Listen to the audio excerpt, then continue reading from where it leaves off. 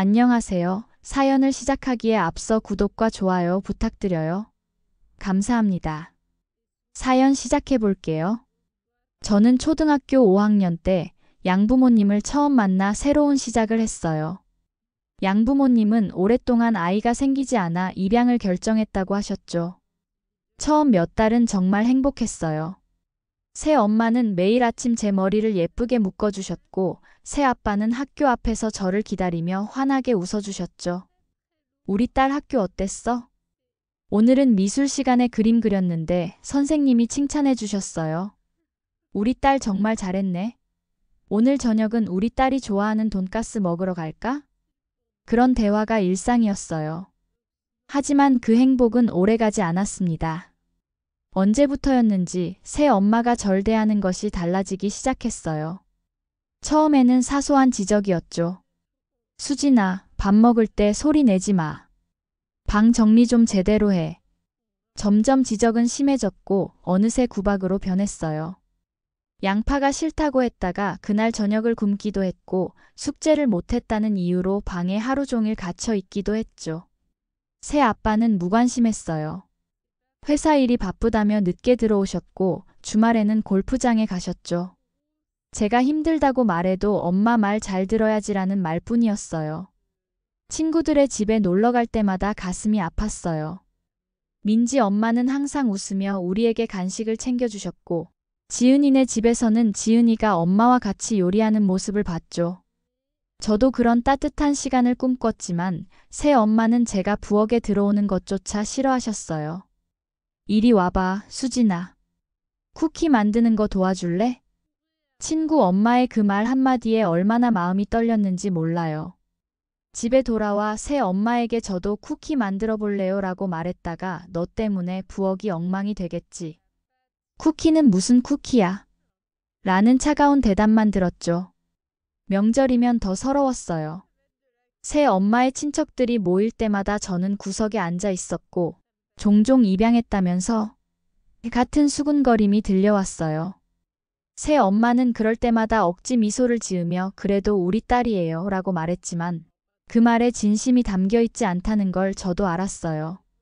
중학교에 입학할 무렵 저는 이미 집에서 그림자 같은 존재가 되어 있었습니다. 학교에서는 밝게 웃었지만 집에 돌아오는 발걸음은 항상 무거웠어요. 매일 밤 이불 속에서 울면서 제 운명을 원망했죠. 왜 내 친엄마는 날 두고 가셨을까? 왜 나는 평범하지 못한 걸까? 중학교 1학년 봄, 제 지갑 속에는 항상 작은 사진 한 장이 있었어요. 제 친엄마의 사진이었죠. 아름다운 미소를 짓고 있는 젊은 여자. 그 사진만이 제게 유일한 위안이었어요. 그날도 새 엄마의 구박이 심했어요. 친구 생일 파티에 가겠다고 했다가 큰 소리를 들었죠. 네가 무슨 생일 파티야? 공부나 해. 쓸데없는데 시간 낭비하지 말고. 그 순간 무언가 제 안에서 끊어졌어요. 더 이상은 견딜 수 없다는 생각이 들었죠.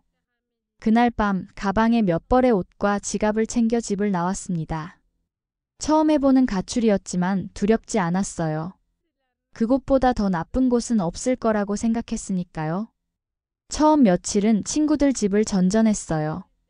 하루는 민지네, 하루는 지은이네. 하지만 오래 머물 수는 없었죠. 친구들 부모님의 눈치가 보였고 곧 제 양부모가 찾아올 거라는 두려움도 있었어요. 제 지갑에는 2만 원의 용돈이 전부였어요.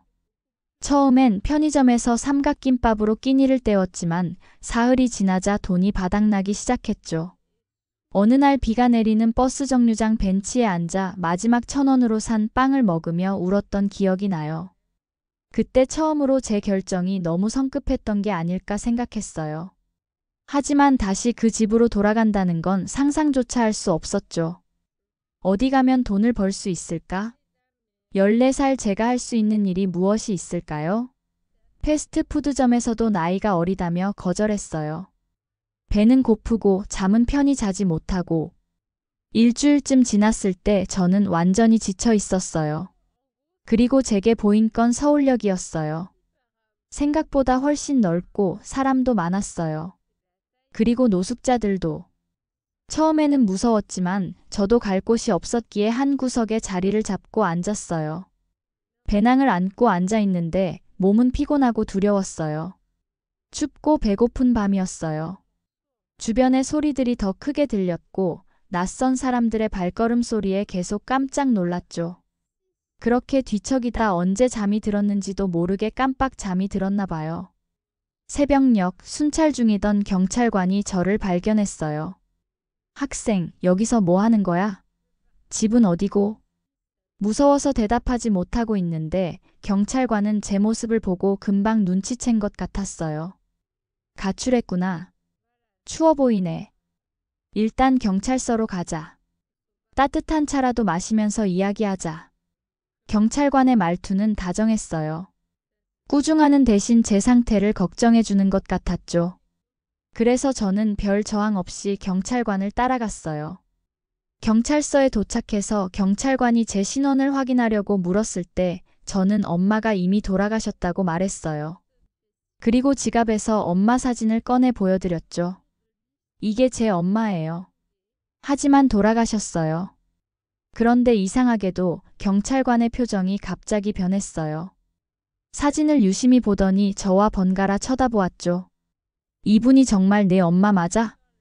네, 제가 어릴 적부터 가지고 있던 사진이에요. 잠깐만. 경찰관은 어디론가 급하게 전화를 걸었어요. 저는 혼란스러웠지만 그저 기다렸죠. 그리고 약 30분 후 경찰서 문이 열리고 중년의 여성이 들어왔어요. 뒤에는 2명의 남자가 따라왔는데 나중에 알고 보니 경호원이었어요. 여성은 저를 보자마자 걸음을 멈추었어요. 그리고 천천히 마치 유령이라도 본 듯한 표정으로 다가왔죠. 떨리는 손으로 제 얼굴을 만지려다 멈추셨어요. 지연아. 아니. 그리고는 갑자기 무릎이 꺾이듯 주저앉으셨어요.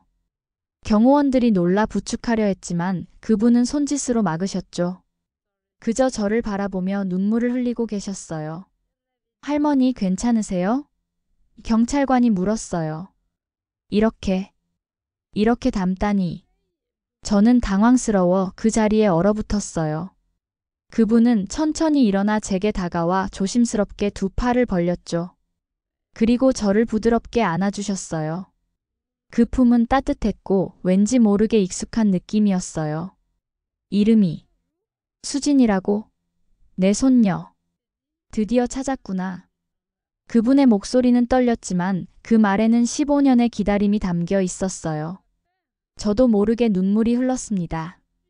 왜 우는지도 모르면서 그저 마음속 깊은 곳에서 무언가가 흔들리는 느낌이었어요. 할머니? 처음으로 그 단어를 입에 담았을 때 묘한 감정이 밀려왔어요. 낯설지만 동시에 너무나 자연스러운 느낌이었죠. 그제서야 경찰관이 설명해 주었어요. 그분은 제 외할머니였고 15년 동안 저와 제 엄마를 찾고 계셨대요. 제 엄마는 대학생 시절 가난한 아빠와 사랑에 빠졌는데 할머니가 심하게 반대하셨다고 해요. 결국 엄마는 아빠와 헤어졌지만 뒤늦게 임신했다는 사실을 알고 집을 나갔던 거였어요. 엄마는 힘든 상황에서도 혼자 저를 낳아 키우셨지만 제가 5살 때 교통사고로 돌아가셨어요. 그 후 저는 고아원에 맡겨졌고 입양되었던 거죠. 할머니는 엄마의 죽음을 뒤늦게 알았지만 제가 어디 있는지는 몰랐다고 해요. 15년간 저를 찾기 위해 전국의 고아원과 입양기관을 수소문했지만 찾지 못했대요. 그런데 우연히 경찰관이 본 사진 속 여성이 바로 제 엄마, 할머니의 딸이었던 거예요. 할머니는 15년을 수시로 경찰서에 들락거리며 경찰관들에게 엄마 사진을 보여줬다고 해요. 빨리 찾아달라고. 수진아, 이제 할머니가 너를 지켜줄게. 다시는 혼자 두지 않을게. 그날 밤 저는 처음으로 할머니의 집에서 잠을 잤어요. 생각보다 훨씬 큰 집이었죠. 나중에 알고 보니 할머니는 크게 사업을 하셨고 엄마는 그런 할머니의 유일한 딸이었던 거죠. 그래서 가난한 아빠와의 연애를 그토록 반대했다고 해요. 할머니는 제게 모든 것을 솔직하게 말씀해 주셨어요. 차 한 잔을 앞에 두고 떨리는 목소리로 과거를 털어놓으셨죠. 내가 너무 완고했어. 지연이를 억압했지. 그 애는 늘 자유로운 아이였는데 내가 가두려고만 했어. 그의 아빠가 일찍 떠나고 나 혼자 키우면서 더 엄격해졌나 봐. 우리 지연이는 미술을 사랑했는데 난 항상 그런 건 취미로만 하라고 강요했어. 할머니는 잠시 숨을 고르셨어요. 내 아버지는 미대생이었어. 지연이가 대학교 2학년 때 만났지. 가난했지만 재능 있는 청년이었어. 하지만 나는 딸이 고생할까봐, 아니 솔직히 말하면 내 욕심 때문에 반대했어. 더 좋은 집안과 혼인하길 바랐지. 결국 지연이는 헤어졌다고 하지만 임신 사실을 알고는 집을 나갔고 그 후로 연락이 끊겼어. 할머니의 눈에서 눈물이 흘렀어요. 몇 년 동안 찾아다녔어. 형사도 고용하고 친구들에게도 연락했지. 하지만 지연이는 철저하게 숨었어. 그러다 어느 날 교통사고 소식을 들었어. 그때 내 딸이, 우리 지연이가. 할머니는 말을 잇지 못하셨어요. 저도 울컥했죠. 제가 5살 때 일어난 그 사고, 제 기억 속에는 희미하게도 남아있지 않은 그날의 기억이 할머니에게는 얼마나 큰 상처였을까요? 할머니는 내 손을 꼭 잡으셨어요. 그 손에서 느껴지는 온기가 이상하게도 편안했어요. 내 아버지도 사고 얼마 후에 병으로 세상을 떠났다고 해서 가족이 없는 줄 알고 네가 입양된 거였어. 내가 좀 더 일찍 찾았더라면. 저는 할머니의 손을 마주 잡았어요. 할머니, 이제 만났으니까요. 지금이라도. 그 말에 할머니는 저를 다시 안아주셨어요. 그 순간 느껴지는 가족의 따뜻함을 저는 평생 잊지 못할 거예요. 할머니는 정말 인내심이 많으셨어요. 제가 밥을 남겨도 꾸짖지 않으셨고 실수로 값비싼 꽃병을 깨뜨렸을 때도 괜찮다고 다친 데는 없냐며 다독여주셨죠. 처음으로 제가 있는 그대로 사랑받는다는 느낌이었어요. 입양 가정과의 파양 절차는 생각보다 순탄하게 진행되었어요. 새 엄마와 새 아빠도 크게 저항하지 않았죠. 어쩌면 그들도 저를 키우는 것이 힘들었는지도 모르겠어요. 학교도 옮겼어요. 처음엔 학교의 분위기가 낯설었지만 선생님들은 친절했고 학생들도 금방 친구가 되어 주었죠. 제가 좋아하던 미술 수업도 훨씬 전문적이었어요. 미술실에는 제가 써보지 못한 다양한 도구들이 있었고 미술 선생님은 제 재능을 높이 평가해 주셨어요. 수진이는 타고난 감각이 있구나. 내 엄마를 닮은 것 같아. 할머니는 매주 주말이면 저를 데리고 나들이를 가셨어요. 때로는 미술관이나 박물관, 때로는 그냥 공원이나 강가에서 시간을 보냈죠. 그런 시간들을 통해 우리는 서로를 더 알아갔어요. 할머니는 제 엄마의 어린 시절 이야기를 들려주셨고 저는 고아원과 입양 가정에서의 기억들을 조금씩 나누었죠. 할머니, 엄마랑 제가 정말 닮았나요? 너무나 닮았단다. 특히 웃을 때 눈이 반달 모양으로 변하는 거, 그리고 고개를 살짝 기울이는 버릇까지. 처음 널 봤을 때 내 딸이 돌아온 줄 알았어. 엄마에 대한 이야기를 들을 때마다 가슴이 따뜻해졌어요. 제가 모르던 엄마의 모습을 하나씩 알게 될 때마다 마치 퍼즐 조각을 맞추는 것처럼 제 정체성도 조금씩 완성되어 갔죠. 할머니는 제 교육에도 많은 관심을 기울이셨어요. 하지만 그 전에 새 엄마와 달리 성적만을 강요하지 않으셨죠. 대신 제가 좋아하는 것을 발견하고 그것을 발전시킬 수 있도록 도와주셨어요. 할머니와 살기 시작한 후 제 인생은 완전히 달라졌어요. 좋은 학교로 전학 갔고 원하는 것은 무엇이든 배울 수 있었죠. 하지만 가장 중요한 것은 사랑받는다는 느낌이었어요.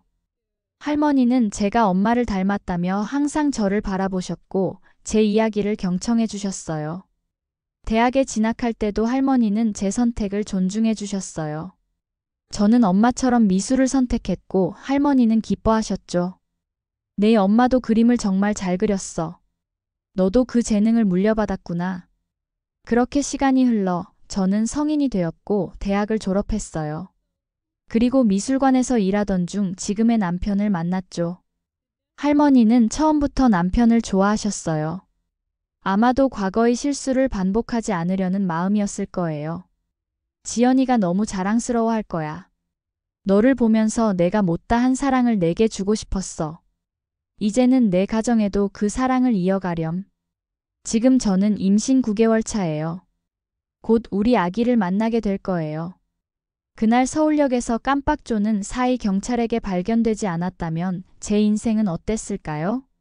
할머니를 만나지 못했다면 아기를 이렇게 행복하게 기다릴 수 있었을까요? 때로는 인생의 가장 어두운 순간이 가장 밝은 빛으로 이어지는 것 같아요. 가출이라는 무모한 선택이 제 인생을 완전히 바꿔놓았으니까요. 할머니는 이제 80이 넘으셨지만 여전히 건강하세요. 매일 아침 태교에 좋다며 요가를 같이 하자고 하시죠. 아기가 태어나면 외증조모가 되시는 거예요. 할머니는 벌써부터 아기방을 꾸미고 계세요. 가끔 제 지갑 속 엄마 사진을 그리고 제 배를 번갈아 바라보며 생각해요. 엄마도 저를 이렇게 사랑스럽게 기다리셨을까요? 아마도 그랬겠죠. 그리고 엄마도 할머니와 화해했다면 지금쯤 우리 모두 함께 이 행복을 나누고 있었을 텐데. 라는 생각도 들어요. 엄마한테도 다녀왔어요. 할머니가 정성껏 가꾸신 엄마의 묘지는 꽃으로 가득했어요. 곧 엄마의 손녀를 만나게 될 거예요. 제가 잘 키울게요.